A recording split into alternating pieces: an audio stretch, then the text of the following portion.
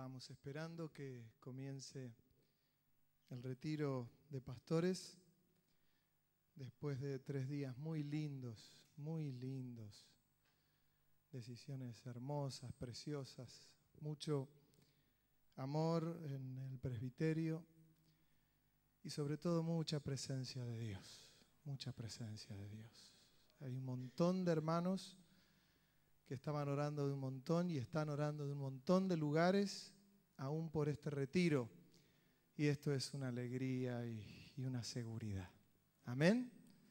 Muy bienvenidos todos los que vienen de afuera. Mañana le darán la bienvenida. El lema de estas conferencias, los dones y el servicio.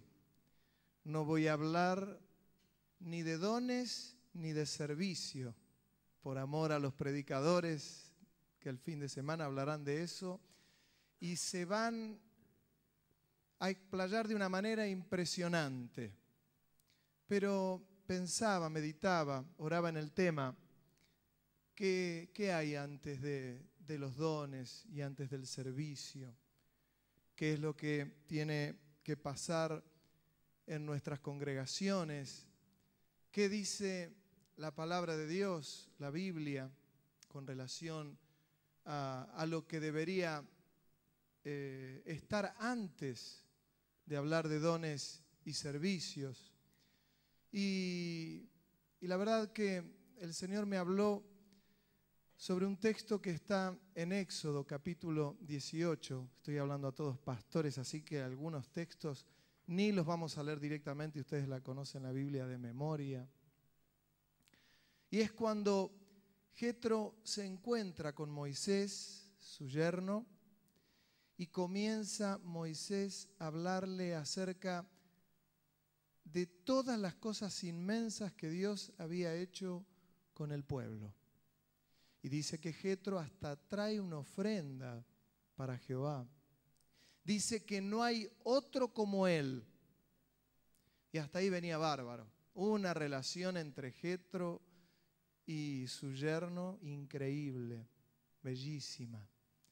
Y dice que Moisés comienza a juzgar al pueblo. Y lo hace desde la mañana hasta la tarde.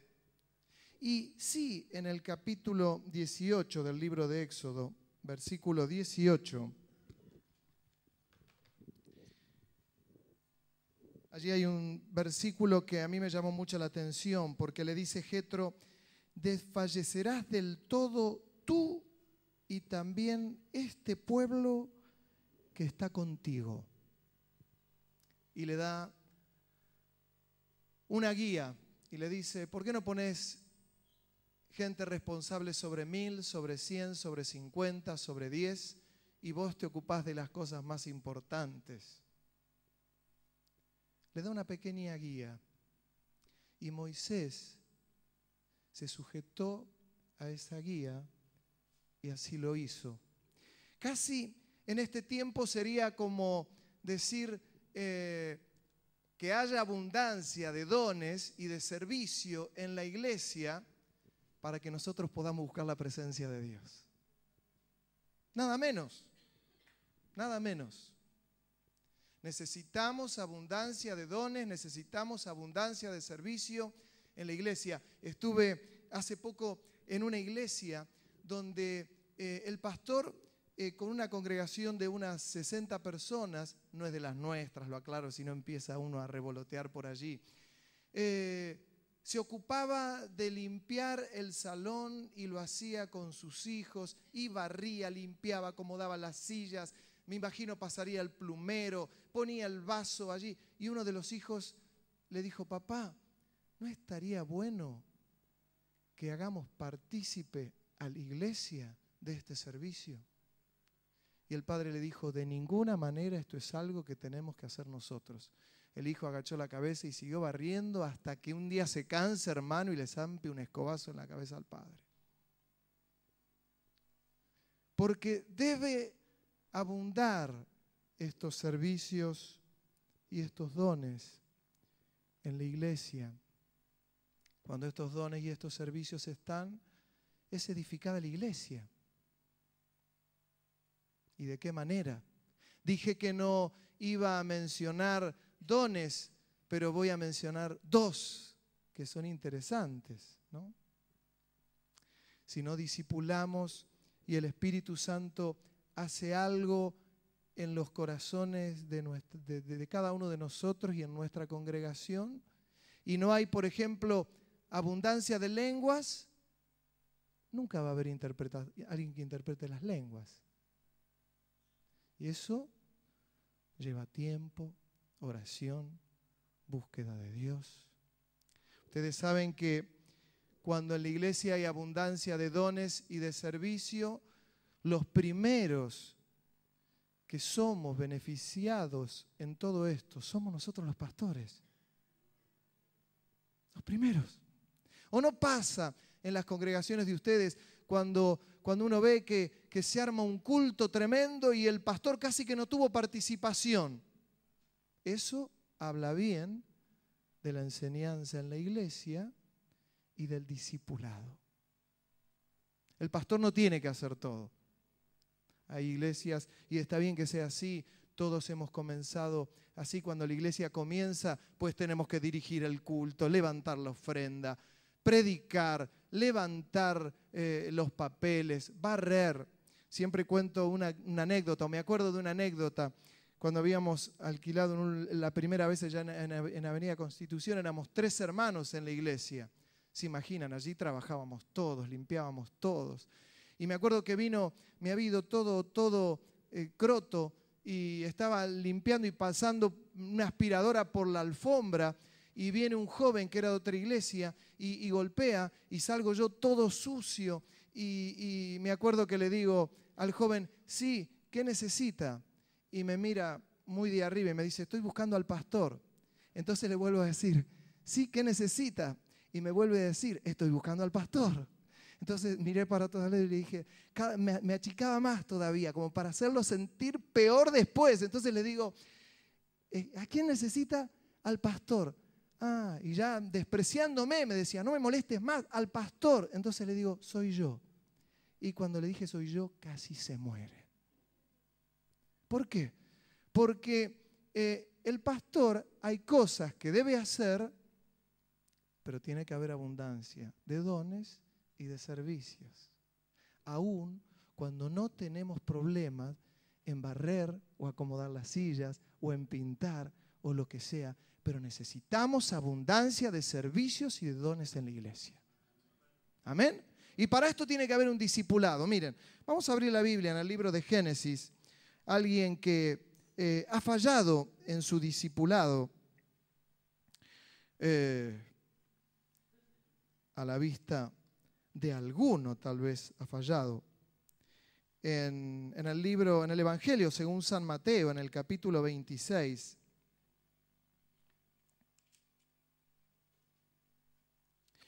en el versículo 31 vamos a leer a alguien que falló, aparentemente.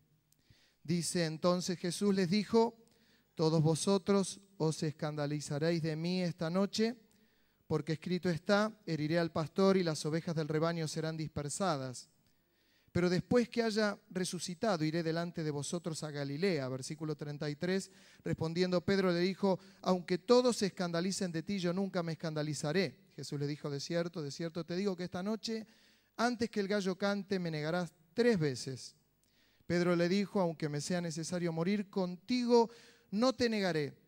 Y todos los discípulos dijeron lo mismo. Entonces llegó Jesús con ellos a un lugar que se llamaba Getsemaní, o casualidad, el lugar donde había una prensa que molía el olivo. Y molían el olivo y de ahí sacaban el aceite. Era machacado, la aceituna era machacada y de allí salía el aceite. Ahí fue Jesús. Versículo 36, entonces llegó Jesús con ellos a un lugar que se llama Getsemaní y dijo a los discípulos, sentaos aquí, entre tanto que voy allí y oro. Y tomando a Pedro y a los 2 hijos de Zebedeo, comenzó a entristecerse y a angustiarse en gran manera. Entonces Jesús le dijo, mi alma está muy triste hasta la muerte. Quedaos aquí, velad conmigo. Yendo un poco adelante, se postró sobre su rostro, orando y diciendo: Padre mío, si es posible, pase de mí esta copa, pero no sea como yo quiero, sino como tú. Vino luego a sus discípulos y los halló durmiendo, y dijo a Pedro: ¿así que no habéis podido velar conmigo una hora? Velad y orad para que no entréis en tentación. El espíritu a la verdad está dispuesto, pero la carne es débil. Otra vez fue y oró por segunda vez diciendo: Padre mío, si no puede pasar de mí esta copa sin que yo la beba, hágase tu voluntad. Vino otra vez y los halló durmiendo, porque los ojos de ellos estaban cargados de sueño, y dejándolos se fue de nuevo y oró por tercera vez diciendo las mismas palabras. Y luego los encontró durmiendo de nuevo. Había estado Jesús 3 años y medio, discipulándolos, enseñándolos, guiándolos, dándole palabras. Vieron milagros, vieron prodigios, multiplicación de alimentos, sanidades, de todo, de todo. Vieron hasta la gloria de Dios. Fue con los discípulos y fue un poco más allá con Pedro, Jacobo y Juan. Y les dijo: mi alma está angustiada hasta la muerte. Y ellos no se pudieron quedar al lado del maestro. Los había discipulado, los había enseñado y ahora estaba solo. Para los que tienen un evangelio exitista, Jesús fracasó. Sin embargo, era necesario todo esto y que quedara solo. Totalmente necesario. Y los discípulos 3 años y medio. Quiero aclarar que aun cuando discipulemos y haya abundancia de dones y de servicios, más de una vez nos vamos a quedar solos. Y somos puestos en la prensa y somos machacados, y ahí hay un propósito del Espíritu Santo. Nos guste o no nos guste. Pero hay otro ejemplo que tiene de alguna manera, es algo muy paralelo a esto que leemos y lo opuesto, y es cuando Moisés o los hebreos están peleando con Amalek, y creo que está en el capítulo 17, en el libro de Éxodo, y dice que Moisés se va al monte, y allí en el monte, él lo que hace, se lleva a 2 de los suyos, a Aarón y Hur. Hur, alguien que no figura mucho en la Biblia, pero dice que Moisés estaba con las manitos levantadas, y mientras levantaba las manos, dice que los judíos prevalecían contra Amalek y le estaba dando la victoria. Le daba la victoria a Josué y prevalecía, y las manos de Moisés en un momento se cansaron. ¡Puc! Las bajó. Y oh sorpresa, cuando bajaba las manos prevalecía Amalek. Y las levantaba Moisés como podía, pero se le cansaban. Y ahí estaban Aarón y estaba Hur. Y dice que lo sentaron en una piedra al papá espiritual, al pastor de ellos, y comenzaron a sostenerle los brazos. Y dice que Dios les dio la victoria. Si la iglesia no discipula, si nosotros no discipulamos, ¿quién nos va a levantar las manos? Yo pensaba muchísimo en esto de estos 3 varones, de Moisés, de Aarón y de Hur, y cómo se va revirtiendo la situación, porque a muchos pastores es el presbiterio el que le levanta los brazos. Y qué cosa tremenda, que al presbiterio también son los pastores los que nos levantan las manos. Y qué tremendo que nosotros los pastores levantamos las manos de nuestros hermanos de la iglesia, y los hermanos de la iglesia levantan nuestras manos. Es el cuerpo de Cristo, es la amada del Señor. Una de las partes más importantes que nosotros tenemos es el corazón, también es la cabeza. Sin embargo, con un área tan importante como la cabeza, si en este momento yo tuviese un mosquito en esta pista de aterrizaje, es la mano la que viene y que ayudaría. Lo mismo ocurre entre los hermanos, entre el presbiterio, entre los pastores, como un verdadero cuerpo. Necesitamos un buen discipulado para que pueda existir esto. Abundancia de dones. Yo voy a tocar en esta noche, voy a mencionar 3 puntos y un cuarto, que luego diré cuál es el cuarto punto, pero hay tres puntitos que yo quisiera tocar en lo que hace al discipulado, que es un tema tan pero tan amplio, en 3 áreas o 4 áreas que nosotros como pastores creo y entiendo que tenemos que tocar en nuestras congregaciones y que tenemos que tratar de ampliar esto y que sea muy visible. Tengo un pastor amigo allí en Mar del Plata, una iglesia de estas tradicionales, muchos años, debe tener más de 40, 50 años, 60 años tal vez la iglesia.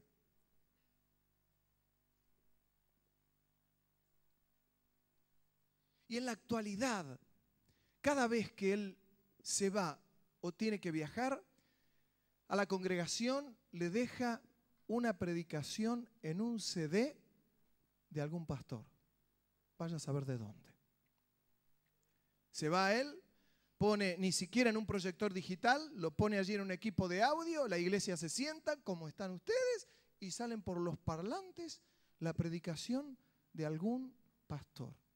No hay alguien preparado, no hay alguien que ha sido enseñado, que ha sido discipulado, que ha sido preparado de tal manera que el pastor o se enfermó o viajó o lo que sea y no hay alguien que pueda tomar la palabra. Creo que una de las cosas que tenemos que discipular justamente es en la enseñanza y además de la enseñanza, la necesidad que nuestras personas, nuestros hermanos, aquellos que están bajo nuestra autoridad, comiencen a ejercer autoridad y comiencen, por ejemplo, a enseñar y comiencen a predicar. Uno de los grandes problemas es que en las congregaciones dice, pero ¿cómo hago? ¿A quién le voy a ceder el púlpito? Es verdad, dicho sea de paso, hermanos, no cedamos el púlpito a cualquier persona. Amén. No digo a nuestros hermanos de la iglesia que tienen que ser discipulados y que tenemos plena confianza en ellos y que tienen que desarrollarse y que tienen que aprender y que tienen que predicar y a los que amamos y tenemos plena confianza. Me refiero no ceder los púlpitos a personas que por más que los conozcamos, hermanos, hacen un berenjenal en nuestra congregación que después nos lleva tiempo arreglarlo. Siempre doy el ejemplo de las iglesias que son como una maleta de loco. Yo nunca vi una maleta de loco, pero si usted viaja y usted no tiene un orden en la valija, usted va a tener toda la ropa arrugada y va a ser un verdadero bochorno donde vaya. Y le van a echar la culpa a su mujer, va a decir, mirá la esposa cómo le manda la ropa toda arrugada. La maleta de un loco debe ser un lío tremendo. Bueno, hay iglesias que cuando le dan tanto el púlpito a personas que no conocen, se exponen a que allí les hablen del evangelio de la prosperidad, demonología de una manera terrible, que hablen del judaísmo. Se está metiendo el judaísmo, que es unos temas que tal vez en un momento tendríamos que tratar de una manera en las congregaciones, que hay hermanos que se están circuncidando. ¡Ay! Fue de dolor ese ay. Pero eso es por la abundancia de dar. ¿Por qué? Porque no hay un discipulado bien hecho. No lo hay, no lo hay. Y para esto hay tantos lugares donde nuestros discípulos tienen para practicar. Para esto existen los cultos familiares. Hermanos, manden a los discípulos a predicar a los cultos familiares, a formarse, a hacerse, a las horitas felices. Hermano, quiere predicar, empiece la horita feliz, hermano, comparte la palabra. Y alguien le dice, ¿cuándo? ¿El domingo? No, el jueves de la horita feliz. Y empieza a formarse, empieza a hacerse. ¿Cuántos de los que estamos aquí salimos de la iglesia de Quilmes y creo que nunca predicamos en la iglesia de Quilmes? Oh, caramba. No nos morimos. Practicábamos en las iglesias de la zona, pobre Berazategui, pobre Bosques, pobre... Bendice estas congregaciones, Señor. Ten misericordia de ellos, que fuimos la escuela. Pobres, pobres. La iglesia en la calle, nosotros estamos funcionando allí en Mar del Plata. Los martes tenemos culto en la iglesia de la calle. Es una plaza, llevamos café y allí tenemos un culto y predica. ¿Quiénes predican? Los chicos de Casa Bíblica. Ahí, hermano, no zafan ninguno. Diáconos, ancianos, también diáconos y ancianos predican en la iglesia. Algunos jóvenes de Casa Bíblica en la iglesia, algunos. Pero la iglesia de la calle, Camet, tenemos culto del Camet. Ahí predican, ahí tienen que predicar.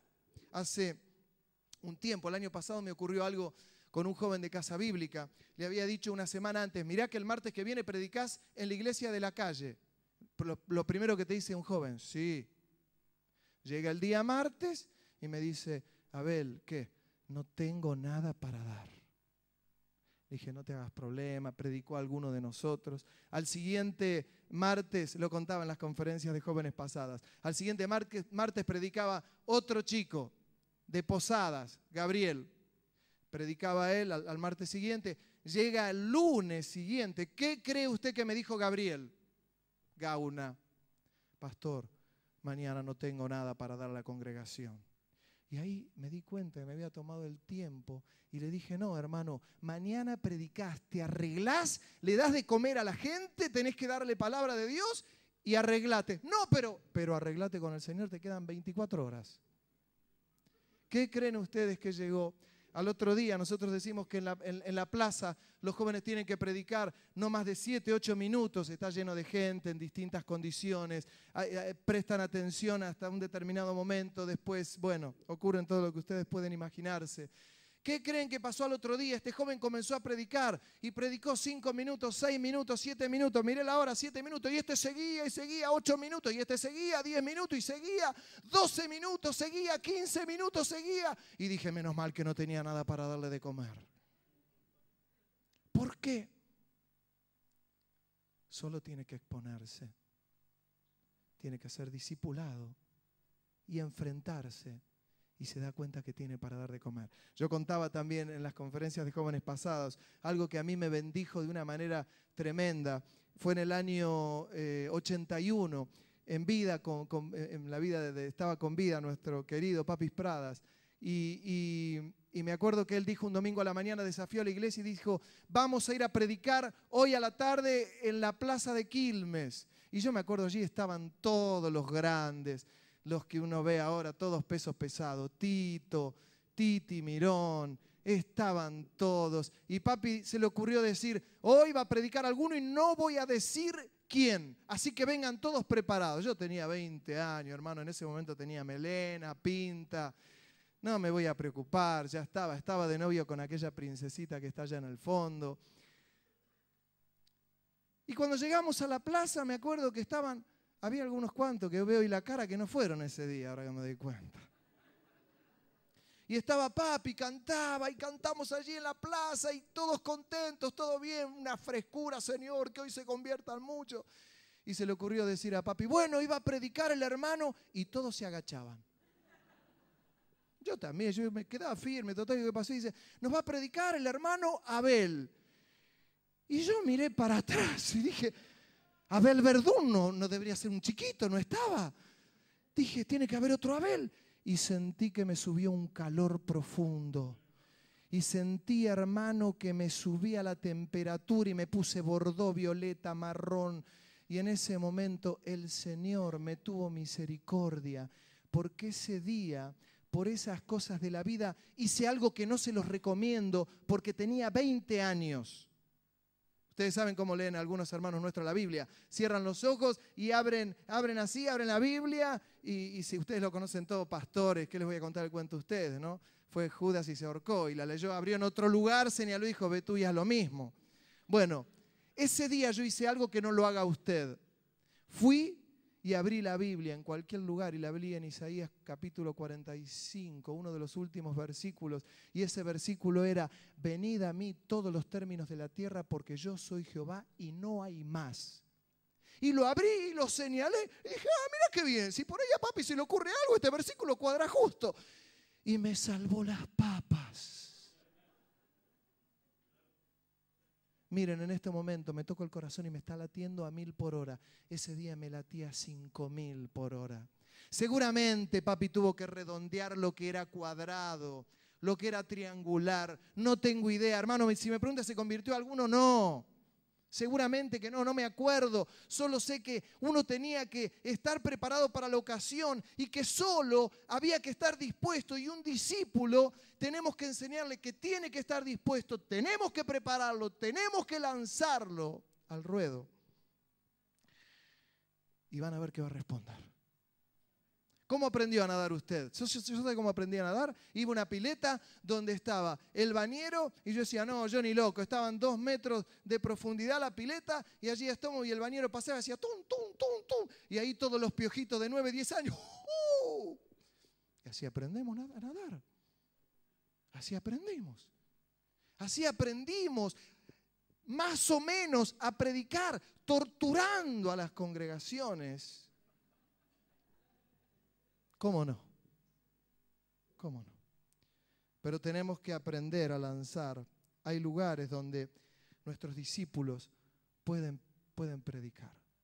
Claro, no los expongamos un día domingo y hagamos un festín y lo torturemos y después subamos y le digamos, este pobre tipo no sabe hacer nada. Pero vayamos paulatinamente, ayudándolos, educándolos, enseñándoles, dejando que prediquen en la calle, en las horitas felices, en cultos caseros, también en la iglesia. Hermanos, otro tema y que ya tiene relación con nosotros, solo hago un paréntesis, lo abro, salgo del discipulado por un momento y hablo de nosotros. ¿De dónde salen nuestros mensajes? ¿De dónde sale la predicación y la enseñanza que nosotros le damos a la congregación y que también enseñamos a los discípulos? ¿De dónde salen? Miren, en esa época de oro, pero que nos matábamos de risa en un montón de cosas, en una oportunidad, si usted ve el Salmo, lo invito a que abra el Salmo 131.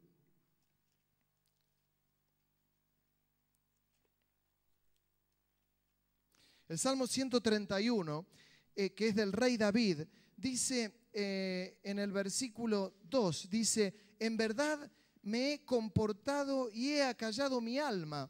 Y dice, como un niño destetado de su madre, como un niño ya me estoy equivocando, mire, destetado está mi alma.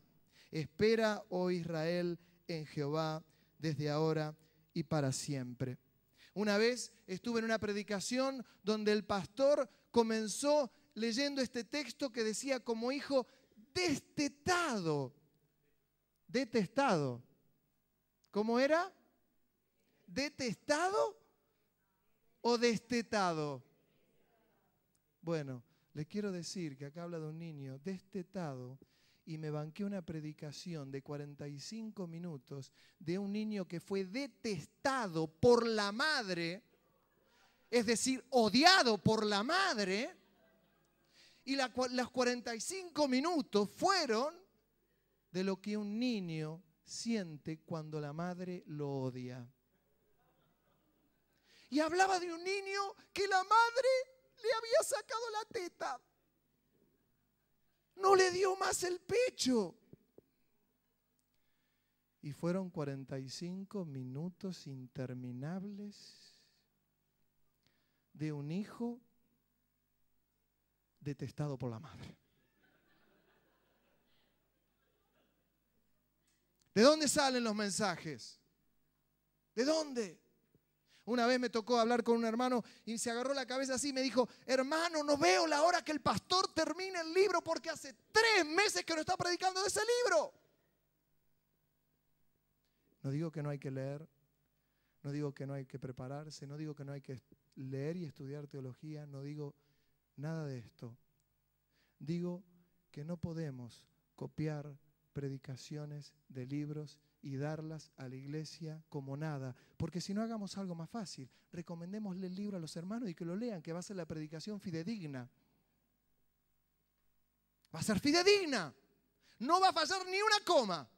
Me encontré, esta semana tuvimos una reunión con pastores allí en Mar del Plata y me dice un amigo, me dice, no sabes, estuve en unas conferencias donde el predicador fue impecable.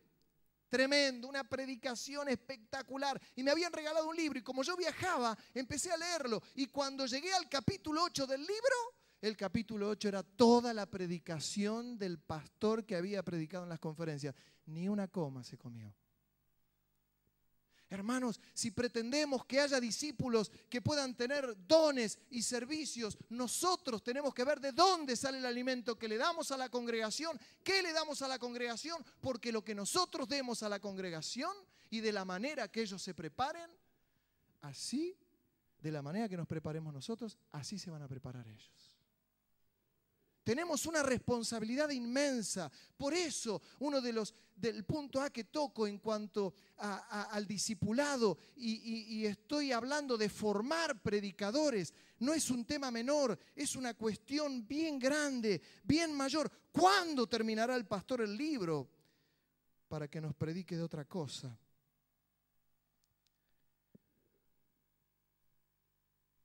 Nosotros no podemos cerrar la iglesia porque viajamos, salvo que la iglesia recién comience.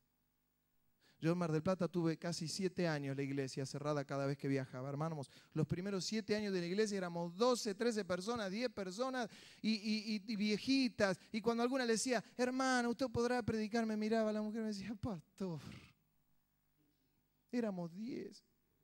Y creo que nunca cerramos la iglesia. Le decía, júntense a orar, hermanos. Vengan, júntense a orar y darán un devocional. Claro que cuando la iglesia recién comienza es bien difícil. Pero hay pastores que comiencen ya a trabajar. Comiencen a discipular. No se pueden cerrar las iglesias así porque sí. No se pueden suspender los cultos así porque sí.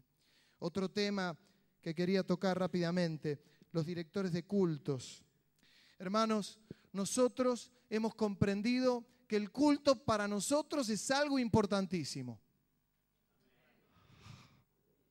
Amén, ¿no? Es algo importante, muy importante. ¿Se anima a decir conmigo? Muy importante.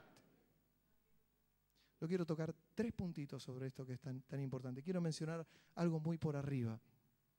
En este discipulado que tiene relación con los dones y con el servicio, la dirección de cultos no es algo menor. Y nosotros nos estamos acostumbrando a decir, bueno, el hermano fulano de tal abre el culto. Después lo sigue el pastor. Y tenemos que pensar en que no tenemos que formar personas que comiencen el culto, sino que tenemos que formar personas, hermanos y hermanas, que hagan descender la presencia de Dios. Irrenunciable. Miren que el discipulado da para hablar de todo, pero estoy tocando 3 temitas que para mí, por lo menos en mi luz, son muy importantes. La dirección de culto no es una cuestión menor. ¿Cuántas personas tienen en sus congregaciones que dirigen cultos? A mí a veces me sorprendo, no hablo de nuestras iglesias, hay iglesias de 100, 150, 200 personas y todavía hay 1 o 2 personas que dirigen cultos. Hermanos, no quiero ser exagerado, pero en una iglesia, por lo menos de 70, 80, 100 personas, no puede haber menos de 20 directores de cultos. No puede haber menos. Pero eso no se logra del día a la mañana, hay que trabajarlo. Hay que enseñarlo, hay que guiarlo, hay que buscar a Dios, hay que pedir la guía del Espíritu Santo, porque esto no es una cuestión menor. Una vez estaba en una iglesia y con el pastor Rubén Naranjo, no sé si él tal vez se acuerda o no, y estábamos en una oficina, en un lugar determinado, hablando con el pastor de esa congregación, y ya el culto había comenzado, y ahí estábamos hablando, y hablaba Rubén y el otro pastor, yo le había acompañado al pastor Rubén Naranjo, y después de 30 minutos, 40 minutos de culto, el pastor dijo, miren, no lo tomen a mal, pero tengo que ir a hacerme cargo del culto, porque el que está dirigiendo no va ni para atrás ni para adelante. ¿Sabe una cosa? no habla bien de ese pastor para nada, que el que está dirigiendo el culto no vaya ni para atrás ni para adelante y que la presencia del Señor no descienda. Cuando eso ocurre y nuestra gente está expuesta de esa manera y de verdad no está la presencia del Señor, el único culpable y el único responsable, ¡mua!, vos y yo. No hay otro. No hay otro. Somos los responsables. ¿Dónde estamos nosotros? Ya no hablo del discipulado, hago otro paréntesis, lo abro, un ratito lo cierro. ¿Dónde estamos nosotros durante el culto? ¿Dónde, en qué parte estamos nosotros mientras transcurre el culto? ¿Cuántas veces hemos oído que no hay que dar consejería pastoral durante el desarrollo del culto? ¿Cuántas veces hemos escuchado que mientras alguien quería hablar con algunos de nosotros o con algún pastor, quería hablar y quería hablar de algún tema importante y quedaron que hablaban después del culto y el Espíritu Santo se lo reveló durante el servicio, durante el culto, la presencia del Señor, el Espíritu Santo? Pero ¿dónde estamos nosotros como pastores durante el culto? En las congregaciones en general, no hablo de las nuestras, hablo en general, aunque puede haber de las nuestras, yo no conozco todas las iglesias, lamentablemente. No se le da importancia al culto, entonces el culto es, no, ya llegará la palabra. Lo importante, nosotros entendemos que el culto, la ofrenda y la palabra, todo es importante. Todo. No hemos aprendido otra cosa. Entonces cuando hablamos de discipular, hermanos, yo no puedo discipular otra cosa que no he aprendido y no puedo discipular a alguien de otra cosa que no sé. Pero en esto, que son pilares en nuestra iglesia y en lo que hemos aprendido por años, ahí tenemos que estar. En cuanto al culto, miren lo que me pasó en Houston. En Houston, el pastor Roberto Quijano, que ahora no está, se casa su hija, él viajaba a El Salvador, fui para allí a cubrirlo y no tenía músicos. Manda a un joven de otra iglesia de El Salvador, Alvarito, un chico que iba a venir ahora a las conferencias, no pudo venir. Y un chico precioso. Estuvo los 16 días ahí. Claro, en la iglesia yo hablé mucho sobre mucho. No, tuvimos culto todos los días. De los 16 días, 3 días o 4 hablé de distintos aspectos de la alabanza y del culto a Dios. Este chico toca la guitarra, toca el teclado, ha tocado y toca con Marcos Witt, con Barrientos, con todos los conocidos, contactos por donde quiera. Yo estaba diciendo cosas elementales, por ejemplo, que el culto es tan importante, que todo lo que respira tiene que alabar al Señor, que el culto es un arma, que la alabanza y la adoración son armas poderosas que Dios nos dio. Y este chico estaba con los ojos así abiertos y yo lo veía que él escuchaba, pero pensaba para mí y dije, esto es algo tan elemental para este chico. Se fue, quedó en un momento, me dijo, pastor, qué lindo, qué palabra. Y yo por dentro decía, me lo está diciendo como un querer quedar bien conmigo. Dice, porque ministraba lindo, tocaba lindo los instrumentos, tocaba lindo. Se vuelve a El Salvador. Cuando voy ahora el mes pasado a verlo al pastor Roberto Bustamante, allí en su congregación, me encuentro con Alvarito, viene Alvarito, todo así, y me dice, no sabes, tengo problemas, te abro mi corazón. ¿Pero qué te pasó? Después que llegué de Houston, comencé a transmitirle a mi pastor, yo no tenía ni idea del culto a Dios. Yo no tenía ni idea de estos elementos que acabás de mencionar y ahora estaba yo con los ojos así. ¿Cómo que no tenías ni idea?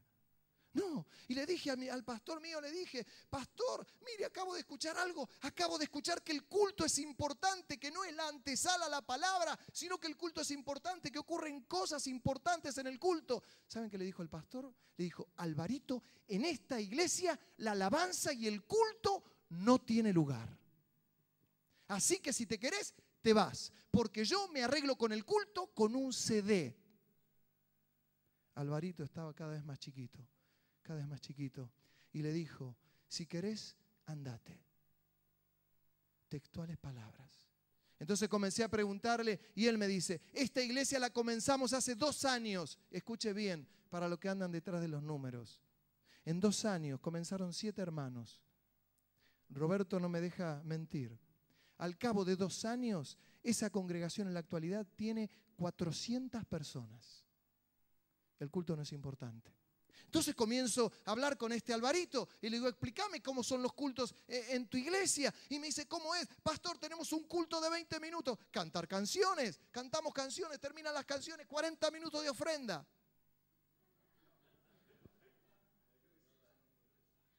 Y después, gritos pelados, ¿cuántos son de Cristo? Yo. ¿Cuántos victoriosos? Yo. ¿Cuántos se comen en El Salvador? Yo. ¿Cuántos van a tener aumento de sueldo mañana en el trabajo? Yo. ¿Cuántos se comprometen? Yo. Grito, grito, grito. El culto. Alvarito está desde el inicio en la iglesia. Se sintió despedido. Y hoy está en la iglesia del pastor Roberto Bustamante glorificando a Dios. Contento y feliz, y espero que dure. Contento y feliz porque a él le gusta tremendamente la música, compone y, hermanos, acaba de descubrir algo que no tenía ni idea. El discipulado, di por finalizado esa parte, aunque hay mucho más, sin duda, por decir, y muchos de ustedes tienen más por decir.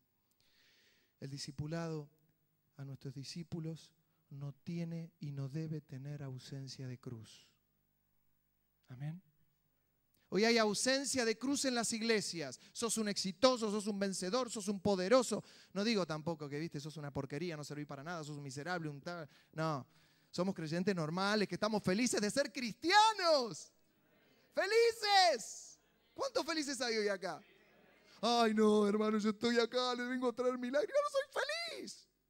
Me perdonó los pecados, tengo que llevar la cruz y seguirlo a Cristo. ¿Y puedo tomar la cruz y seguir a Cristo feliz? ¿O puedo seguir a Cristo así como, que vean, pobre de mí? No puede haber en el discipulado ausencia de cruz. No puede. No se puede. Tenemos que trabajar con la soberbia de la gente. Hermanos, necesitamos discípulos humildes, sencillos, tiernos, que encuentren la presencia de Dios, que conozcan el camino, que sepan cómo buscar a Dios, dispuestos para toda buena obra. No le pasa en su congregación que le dice a un hermano, hermano, mirá, y le avisás a veces 2 semanas de anticipación, mirá que en 2 semanas dirigís el culto. Falla el discipulado. Teníamos que estar dispuestos para toda obra. Yo de verdad, los que estamos acá, creo que todos estamos tan felices con los maestros que hemos tenido. El pastor Daniel, el pastor Osvaldo, Rubén, Héctor Zarza, para otros pastores más. Hermanos, maestros que a Daniel era imposible decirle que no. Le han dicho que no un montón de veces, ¿no? Yo también le debo haber dicho un montón de veces que no, seguro. Que no.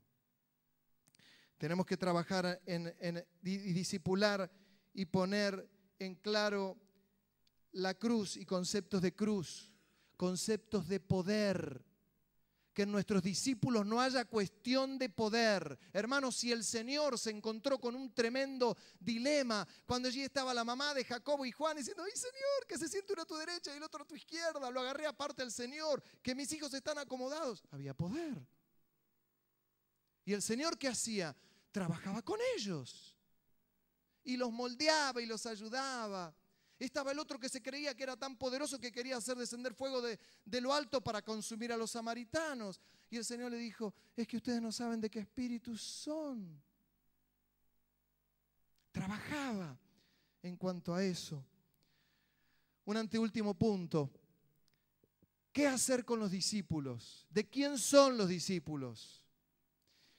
En el Evangelio según San Juan, no recuerdo bien si es en el 1 o 2 capítulo, creo que es en el capítulo 1. En un determinado momento Juan el Bautista, que tenía 2 discípulos, de uno de ellos le da el nombre y dice Andrés. Andrés. Dice que Juan lo ve a Jesús y dice, he aquí el Cordero de Dios. ¿Y qué hizo Andrés? Lo dejó a Juan, que era su maestro, y lo siguió a Jesús. Y luego lo ubicó a Pedro y le dijo, he hallado al Mesías. Los discípulos no son de nosotros los pastores. Los discípulos son del Señor. Son de Él. Solo de Él. Solo le mostramos el camino. Porque nosotros también somos de Él. No tiene dueño. El discipulado da para mucho más. ¿Cuál es ahora?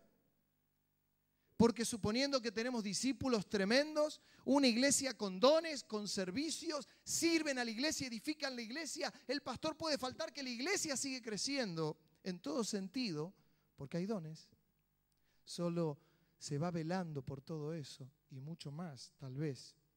Pero yo los invito a que abran la Biblia en 1 Corintios capítulo 13. Solo denme 5 minutitos más.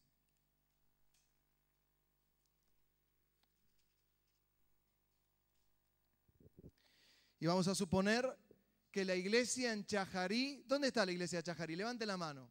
Miren, yo voy a decir algo de la iglesia de Chajarí. ¿Puedo? ¿Se acuerdan que yo hace un par de años sacaba fotos a los pastores, a las pastoras, a los dos? Yo tengo una fuente de fotos en mi casa, hermano, en mi computadora, que si usted quiere saber si está igual o está envejeciendo, dígame, yo le mando la foto de hace 2 años. Yo le saqué una foto a Mariel que estaba con su marido y los ojos rojos así, de llorar, de llorar. La iglesia en Chajarí no iba ni para atrás ni para adelante. ¿Amén? Y tenía Mariel, estaba la mujer más frustrada de la tierra.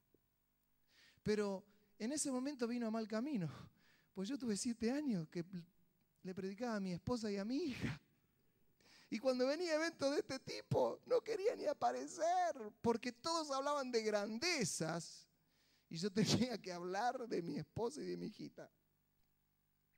Me acuerdo que Mariel estaba, los ojos rojos así, hinchados, llorando. Era fatal. ¿Cuántos se acuerdan de ella? De hace 2 años. Levante bien la mano, así no me hace sentir un cholulo. No sé. Espero que no quiera decir ninguna mala palabra en Centroamérica, que soy especialista en eso.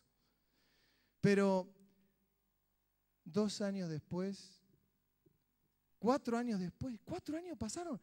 Mariel, estás igual que hace 4 años. De vos no digo lo mismo, hermano, estás hecho pedazos. En 4 años, lindo hablar con Mariel ahora, con su familia y saber que la iglesia está creciendo.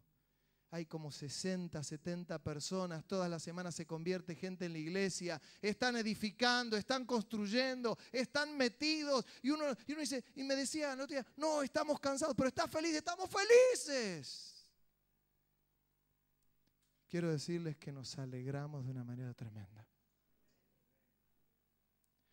Pero suponiendo que la iglesia está creciendo y que hay cantidad de dones y de servicios y que es una maravilla lo que ocurre en nuestras iglesias, en 1 Corintios, sin meterme con los dones, dice versículo 1, si yo hablase lenguas humanas y angélicas y no tengo amor, vengo a ser como metal que resuena o címbalo que retiñe. Y si tuviese profecías y entendiese todos los misterios y toda ciencia, y si tuviese toda la fe de tal manera que trasladase los montes, y no tengo amor, nada soy. Y si repartiese todos mis bienes para dar de comer a los pobres, y si entregase mi cuerpo para ser quemado, y no tengo amor, de nada me sirve. El amor es sufrido, es benigno, el amor no tiene envidia, el amor no es jactancioso, no se envanece, no hace nada indebido, no busca lo suyo, no se irrita, no guarda rencor, no se goza de la injusticia, más se goza de la verdad. Todo lo sufre, todo lo cree, todo lo espera, todo lo soporta. El amor nunca deja de ser, pero las profecías se acabarán y cesarán las lenguas y la ciencia acabará, porque en parte conocemos y en parte profetizamos. Mas cuando venga lo perfecto, entonces lo que es en parte se acabará. Cuando yo era niño hablaba como niño, pensaba como niño, juzgaba como niño, mas cuando ya fui hombre dejé lo que era de niño. Ahora vemos como por espejo, oscuramente, mas entonces veremos cara a cara. Ahora conozco en parte, pero entonces conoceré como fui conocido. Y ahora permanecen la fe, la esperanza y el amor, estos tres. Pero el mayor de ellos es el amor. San Juan, capítulo 13.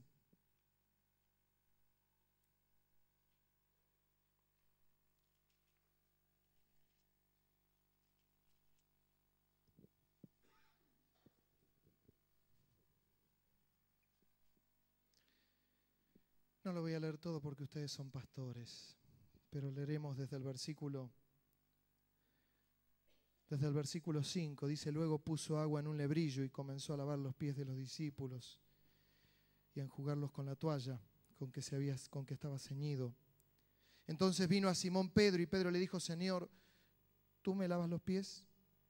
Respondió Jesús y le dijo: lo que yo hago, tú no lo comprendes ahora, mas lo entenderás después. Pedro le dijo: no me lavará los pies jamás. Jesús le respondió: si no te lavare, no tendrás parte conmigo. Y le dijo Simón Pedro: Señor, no solo mis pies, sino también las manos y la cabeza. Y Jesús le dijo: el que está lavado no necesita sino lavarse los pies, pues está todo limpio, y vosotros limpios estáis, aunque no todos.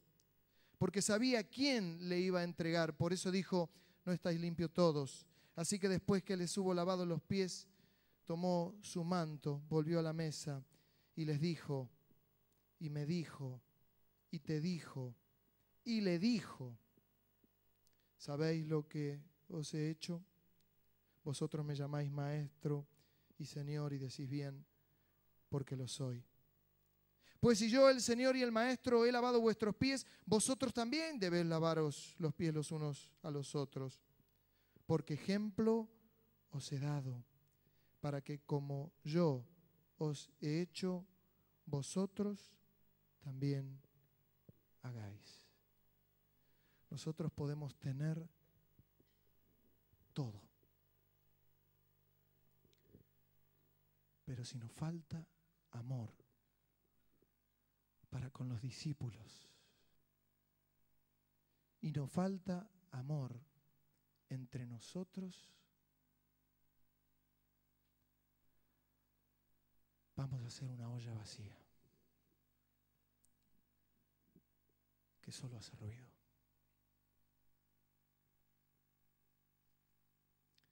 Si nosotros no les lavamos los pies a nuestros discípulos con actitudes, ellos nunca le lavarán los pies a nadie. Si nosotros no tenemos amor entre nosotros, solo vamos a hacer ruido. El amor, dice Pablo, es sufrido. Mucho amor. Tenía un texto que no me lo acuerdo ahora. Hermanos, tenemos que lavarnos los pies. Tenemos que amarnos. Lo elemental del Evangelio.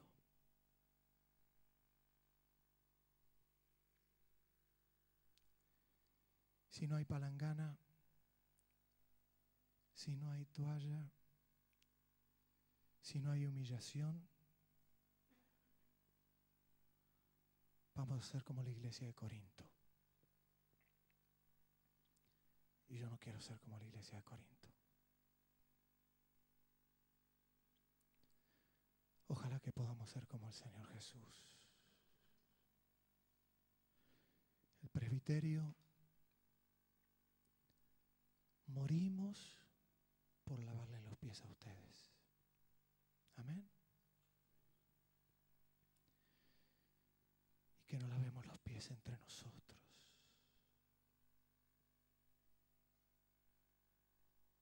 Y ahí veremos el obrar del Espíritu Santo en nuestras vidas y en la iglesia.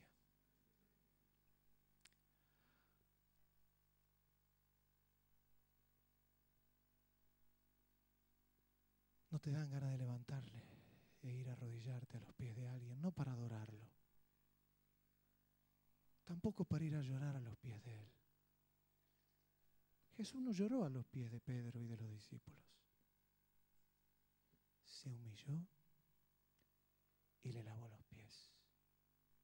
La que lloró fue María en adoración a los pies de Jesús. A nosotros nos tiene que dar alegría el poder postrarnos a los pies de nuestro hermano, poder bendecirlo. Y les quiero decir, eso nos va a hacer mucho bien. ¿No te dan ganas?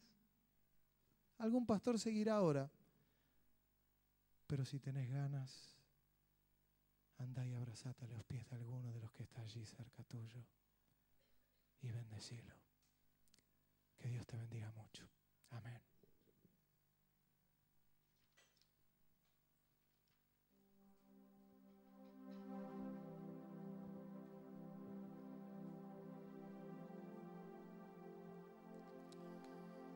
Le voy a pedir a la hermana Rosa Carvajal si podés traer ese escrito.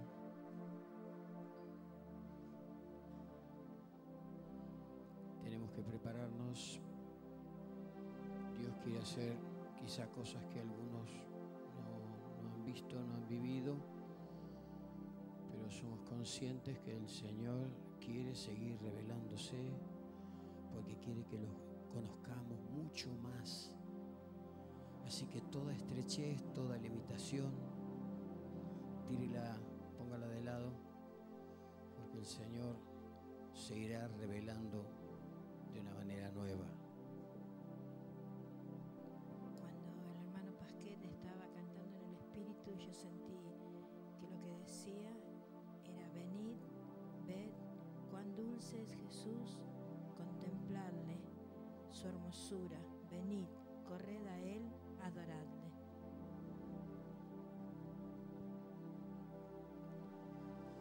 Deje que brote de su corazón. No comience rápidamente.